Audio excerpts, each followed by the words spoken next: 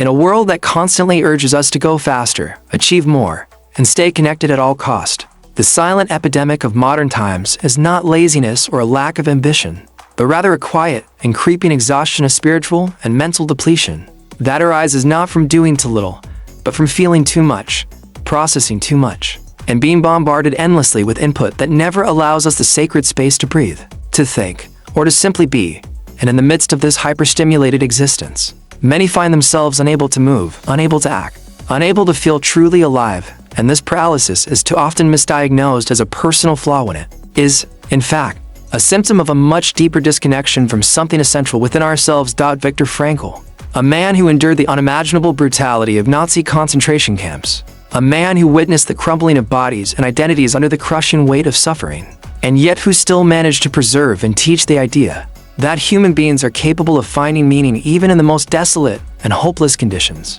offered us a truth that feels more urgent today than ever before, that what we need, more than success, more than comfort, more than happiness itself, is a reason to live, a why that makes the pain worth enduring, the challenges worth facing, and the silence worth embracing, because without this why, we are not just unmotivated, we are lost. The paradox of the present era is that while we are more connected than ever through screens and networks, we are simultaneously more disconnected from ourselves, our purpose, and our inner lives. And it is precisely this condition that Frankl warned against, the spiritual vacuum that arises not from suffering, but from the absence of meaning, the erosion of introspection, and the continuous replacement of depth with distraction, presence with performance, and authenticity with algorithmic validation.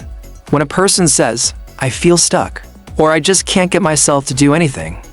what they are often expressing, whether they realize it or not, is not a lack of drive, but the fatigue of someone who has been pulled in too many directions for too long, who has been pushed to react rather than reflect, who has forgotten how to be alone with their own mind, without fleeing into the next dopamine hit, the next video, the next deadline. And this exhaustion of the inner life is not cured by motivation quotes or productivity hacks, but by a radical return to silence, to meaning, and to the rediscovery of the self. Frankl's concept of the will to meaning was not a luxury afforded to the privileged, but a lifeline for those trapped in the darkest of human conditions. He observed, even among starving prisoners, that those who held onto a sense of inner purpose, who imagined a loved one waiting for them, a task still to complete, a mission still to fulfill, were the ones who managed to endure when others crumbled under despair. And his insight, born from suffering, teaches us that motivation does not arise from conditions being ideal, but from the clarity of knowing what we are living for.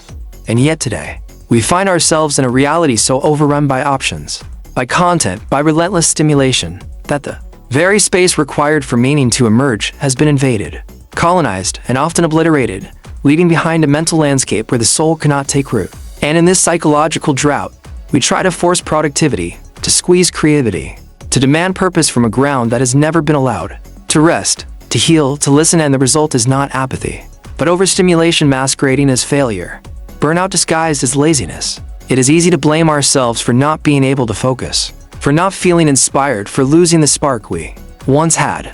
But what if the real issue is not within us, but around us? What if we are like plants that are constantly bombarded with artificial light, fed with synthetic nutrients, and never given the natural cycles of darkness, of stillness, of seasonal retreat, which are essential not just for growth, but for life itself? What if motivation is not something we need to generate through sheer willpower, but something that naturally rises when we are in alignment with our inner truth, something that flows when we are no longer drowning in noise, but finally standing still in the quiet, listening to the subtle whispers of our soul? The overstimulated mind is not weak, it is overwhelmed. It is not broken, it is saturated. And what it needs is not another jolt of inspiration, but a deep and sustained pause, a courageous retreat from the avalanche of images, messages, and expectations, so that it can remember what it values, what it dreams of,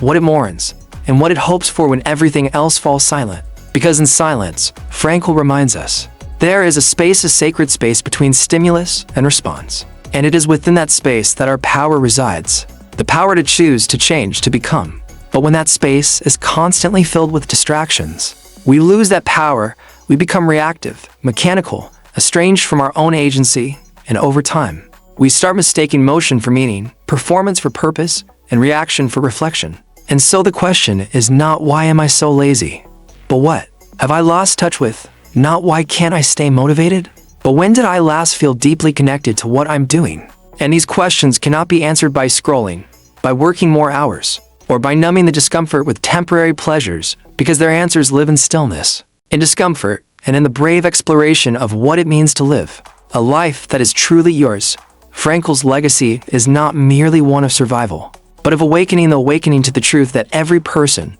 no matter their condition, has a freedom that cannot be taken away, the freedom to choose their response, to find their meaning, to shape their inner world even when the outer world collapses. And this is the antidote to the overstimulated life. Not a new gadget, not a productivity tool, not another layer of noise, but a return to that inner freedom that comes from knowing who you are and why you exist. This requires courage, the courage to turn off the devices, to disappoint the algorithm, to step away from the expectations of the world long enough to hear your own thoughts again, to feel your own pain, to name your own longing, and to allow that inner truth to slowly and quietly grow roots again in the fertile ground of your undivided attention. We were not designed to live in a state of perpetual alertness, of endless performance, of constant reaction. We evolve with rhythms, with seasons, with sacred pauses, and when we rob ourselves of these natural cycles, we don't become more efficient, we become empty, and the soul, unable to find a home, begins to wither under the pressure of all that we pretend to be. To reclaim your motivation,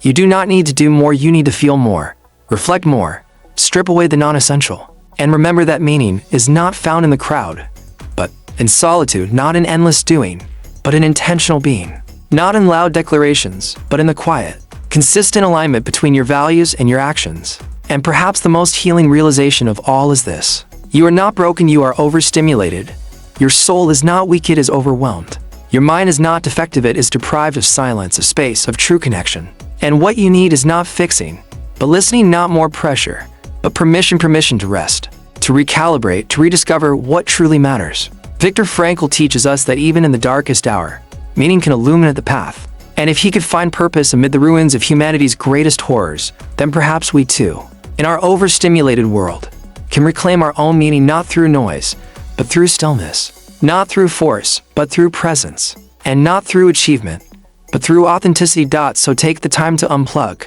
to breathe, to let go of the artificial light long enough to feel the sun again. And in that pause, that uncomfortable, beautiful, powerful pause, may you remember what it feels like to be alive with purpose, not because the world told you what to do, but because your soul whispered why.